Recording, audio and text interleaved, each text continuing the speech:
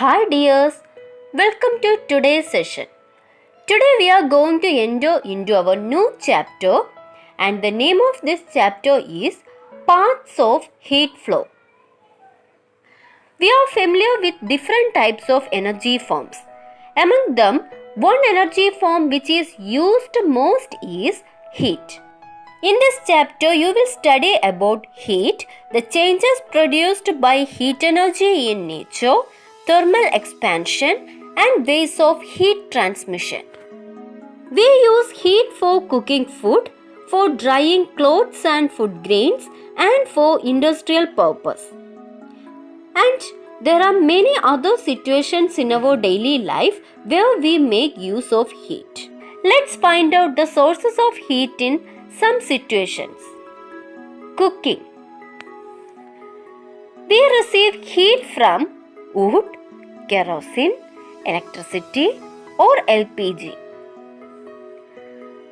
For ironing, we receive heat from charcoal or electricity.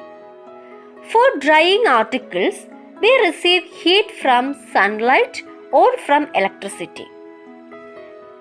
And for melting metals, we receive heat from charcoal or electricity.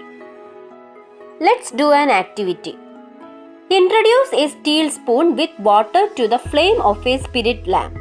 What will happen after some time? Yes, the spoon and the water get heated. The spoon receives heat from the spirit lamp and thus the water in the spoon also get heated.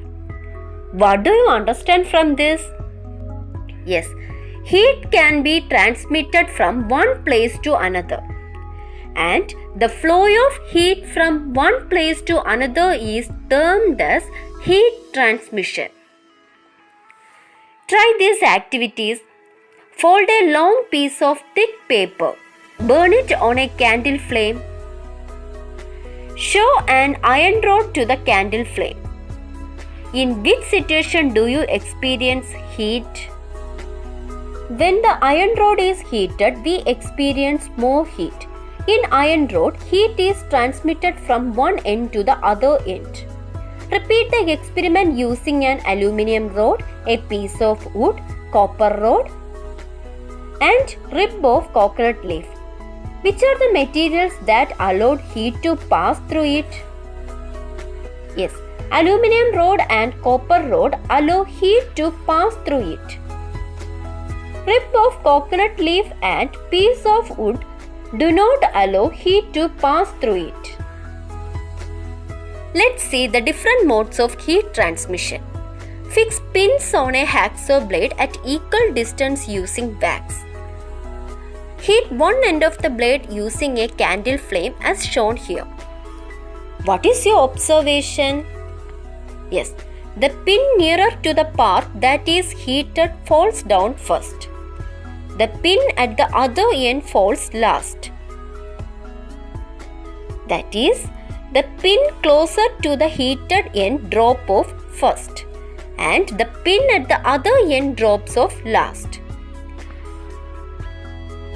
You know that all substances are made up of molecules. Molecules in solids are closely packed. When one end of a hacksaw blade is heated, the molecules at the end receive heat and transfer the heat to the neighboring molecules. Here there is no actual change in the position of molecules and this method of transmission of heat is called conduction. Now you know some substances allow heat to pass through it and some do not. Based on this, the substances that conduct heat very well are termed as good conductors and those which do not are termed as poor conductors. Iron, copper, steel and aluminium are examples for good conductors. Paper, plastic, wood and cloth are examples for bad conductors. The handle of the pressure cooker and non-stick vessels are made up of substances like bakelite. Can you explain the reason? Yes, bakelite is a poor conductor of heat. So the heat from the pressure cooker does not reach the hand through conduction. Handles of most utensils are made up of wood or plastics. Even when utensils are hot, we can hold the handle with bare hands and remove the utensil from the flame. Let's conclude today's session. Today we have discussed about transmission of heat and good and bad conductors. See you in the next class. Thank you.